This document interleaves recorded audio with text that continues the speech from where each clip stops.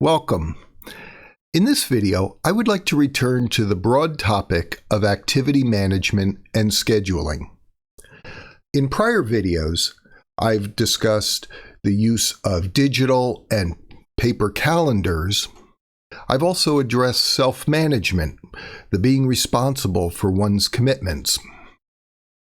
In this video, I'd like to get down in the weeds and show you two examples of tools that you might find helpful in managing your college responsibilities.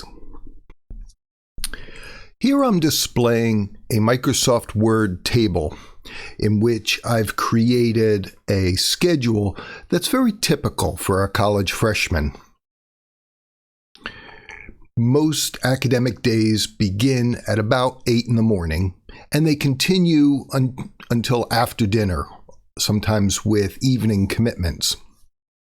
In this schedule, there are activities on each day of the week, and the schedule begins at 8 and ends in the evening after 8 p.m.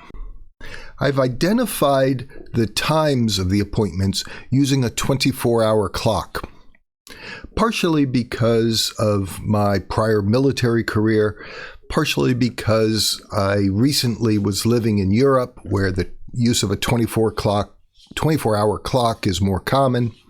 I find it easier to think of the day as 24 hours rather than two 12-hour days. But if this is new to you, just realize that the day begins at 0, which is also commonly referred to as 12 midnight, and then the hours increment by 1 until 12 noon, at which point after that the hours continue to increment by 1, but count up to 13, 14, 15. Those are the equivalent of 1 p.m., 2 p.m., and 3 p.m. Your academic calendar may not be as well ordered as this example, but I chose a well-ordered calendar because it simplifies the process of explaining the value of keeping an academic calendar. Here on Monday, the first academic commitment is at 10 a.m. with a Biology 100 course in the Willard Hall, room 105. This class runs from 10 in the morning until maybe about 11:30, 12 o'clock, depending on when the professor releases class. And then lunch, followed by an afternoon math class, followed by an evening meeting with the writing tutor, and then dinner. Tuesday begins a little bit earlier. It begins at 8 a.m. with an English class. And if you'll notice, in this schedule, the reason this schedule is representative of a common academic schedule is the English class meets on Tuesdays and Thursdays for an hour and a half, 2 hours each period, as does the history class. The history class meets on Tuesdays and Thursdays. It's typical in American education to have classes that meet for about 3 hours for each course per week. The biology class is on Monday and Wednesday, but it also includes a lab period on Fridays. And again, this is typical for many science courses to have 3 hours of class period with the professor plus a lab period. I've tried to keep the schedule a little bit healthy in that I've allotted time on Monday, Wednesday, and Friday mornings for exercise, lunch at a consistent time, midday, and dinner at a relatively consistent time. Now, in this case, on Wednesdays, The math study group meets at 6 p.m., so you'd have to go to dinner before going to the math class or the math study group.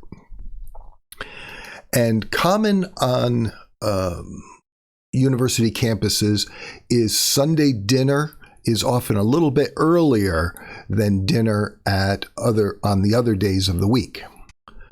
And of course, college is not just about doing work, it's also about enjoying yourself. So Friday night is movie night and Saturday morning is chess club. I encourage you to build a calendar similar to this that matches your schedule. Don't trust your memory as to when you have to be at class or at other commitments, including social commitments, including the chess club and the movie night. Mark these down, and if you're like me, you'll probably also need to set some type of an alarm to remind you to go to those meetings. This schedule is not for appointments and in-person activities, but is a schedule of assignments or things to do. On Monday, this hypothetical student has to proofread assignment number 2 for the biology course and then submit the assignment response before 10 p.m. that on Tuesday evening, 2200 hours being 10 p.m. On Wednesday, there's time to edit the English assignment, proofread the assignment on Thursday, and submit it before 9 p.m., 2100 hours on Friday. On Mondays, during the meeting with the writing tutor, the assignment for the English course can be drafted. Then it's edited on Wednesday, proofread on Thursday, and delivered on Friday. I think it's important that you have 2 types of schedules. One that works like a real calendar with appointments at particular times, and another schedule of just the activities that need to be done each week. So if you notice, whereas in the schedule table, this schedule applies to the entire fall semester, but here in the assignment, the activity schedule, this applies just to the 3rd academic week. And there's normally 15 weeks to an academic semester in the United States.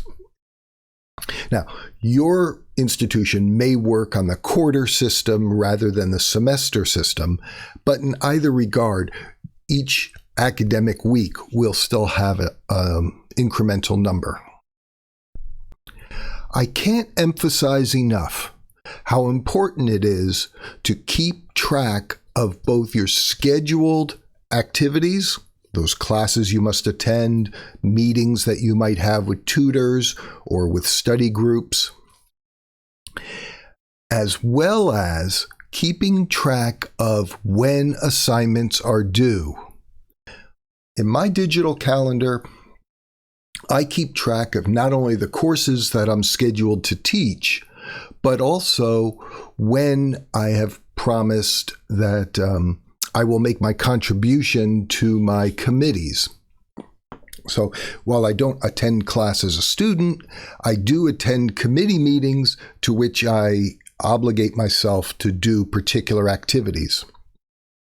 And I treat those activities that I've agreed to as if they were college class assignments, and I mark them as being due at a specific time on a specific day in my calendar.